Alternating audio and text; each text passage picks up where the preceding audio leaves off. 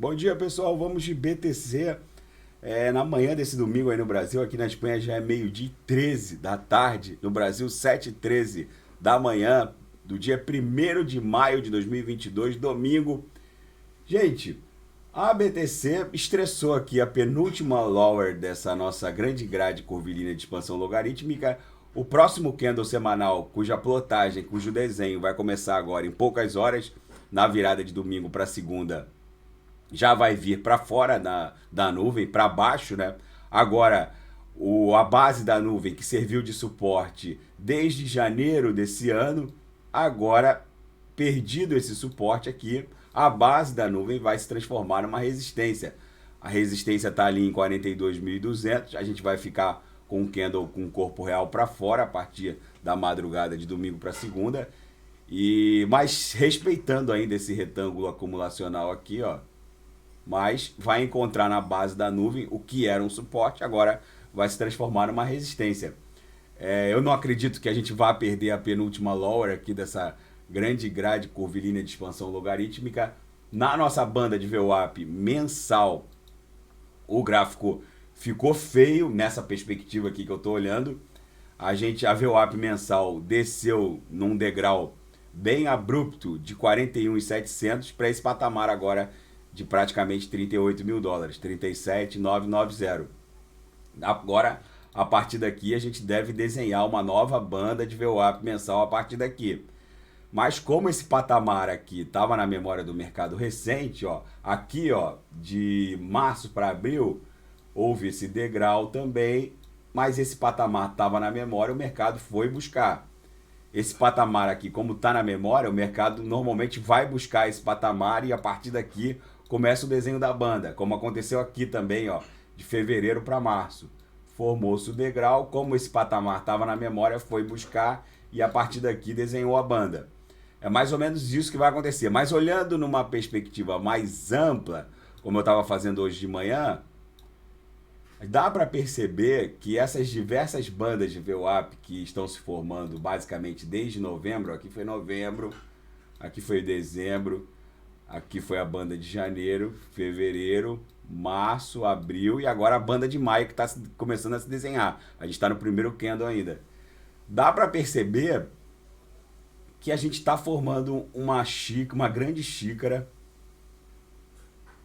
e que no final, se formar uma alça aqui, é um padrão altista clássico, é um padrão de alta clássico. Apesar de muitos céticos virem aqui no canal, encher o meu canal de mensagem, céticos que eu digo são cavaleiros do apocalipse, apesar de muitos deles virem aqui no canal, encherem o canal de mensagem, dando conta de que a gente está no inverno cripto, que vai cair até 20 mil e bababá, é inegável que, analisando em perspectiva as bandas de VWAP, as bandas mensais de VWAP, é inegável que a gente está desenhando uma xícara. Falta ainda pelo menos uma banda aqui ascendente ou duas para depois formar uma alça, e aí é um padrão de alta clássico dentro da análise técnica. No diário, o gráfico basicamente segue testando a penúltima lower. No squeeze há um nítido arrefecimento aqui desse ímpeto vendedor.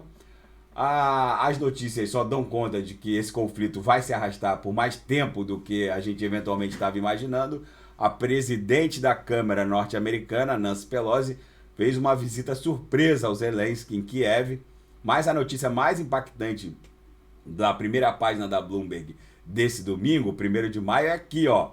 Warren Buffett, mesmo com 91 anos, está de volta às compras, promoveu uma das maiores compras da história da Berkshire Hathaway, a empresa dele de investimentos. E, enfim, o faro desse super investidor está mais aguçado do que nunca, e uma dessas compras, ele que é um severo crítico e um dos homens mais céticos que existem em relação à BTC e ao mundo cripto, ele comprou nada mais, nada menos que 9% das ações da Activision Blizzard, que é a empresa que está sendo objeto de especulação do mercado acerca do seu interesse, acerca do interesse da Microsoft sobre ela. E a Microsoft está tá em tratativas avançadas para comprar a Activision Blizzard e, e construir o seu metaverso através dessa empresa. As razões que levaram o Buffett a comprar a Activision Blizzard provavelmente não tem relação com o mundo cripto. Eu vejo de um prisma diferente. Eu tenho certeza que a Activision Blizzard vai ser uma indústria de trilhões por conta do metaverso, que vai ser uma indústria de trilhões e do mundo cripto. Mas o Warren Buffett, com o seu faro, viu outras razões, talvez contábeis, ou outras que eu desconheço. Mas o fato é que ele vem aumentando a sua posição na Activision Blizzard e ele indiretamente está entrando também no metaverso, no mundo cripto, mesmo que ele não goste do mundo cripto nem do metaverso. Para vocês verem o que é o faro de um investidor. Por razões distintas, eu também investiria na Activision Blizzard e o Warren Buffett está fazendo isso. Mas enfim, a capa do Wall Street Journal dá conta de que, relutantemente, o Wall Street abraça o mundo cripto.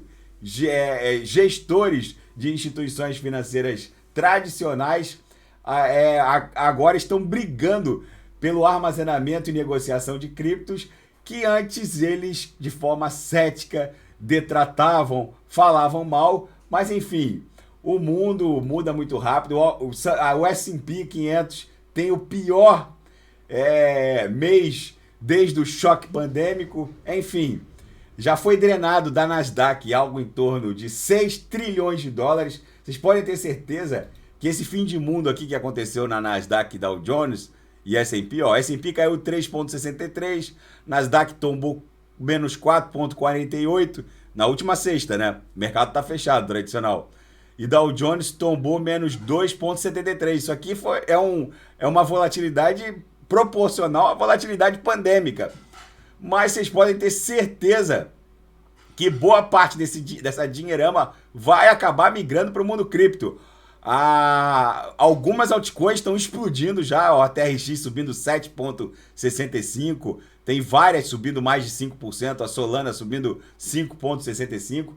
Gente, vocês não tenham dúvida que o mercado de repente está reprecificando a Web 2 e reprecificando a Web 3. E não pensem vocês que os institucionais iriam chegar sem antes causar um dump, porque os institucionais, quando eles entram comprando com ordens OTC, over the counter, não é pelo book, não é agredindo o book que esses bichos entram.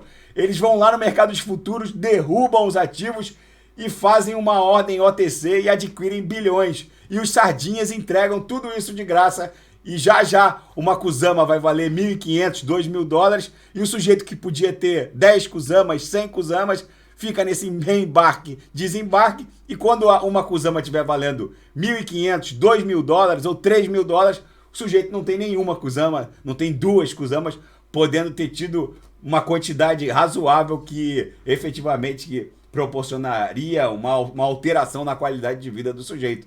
Sardinhas normalmente entregam pote de ouro para os tubarões, tá bom, pessoal? Daqui a pouco eu volto com ADA, XRP, Shiba Inu. Não vou deixar de fazer Luna, que está reagindo bem. E quem quiser sugerir alguma análise, é só colocar nas mensagens abaixo. Grande abraço, até daqui a pouco.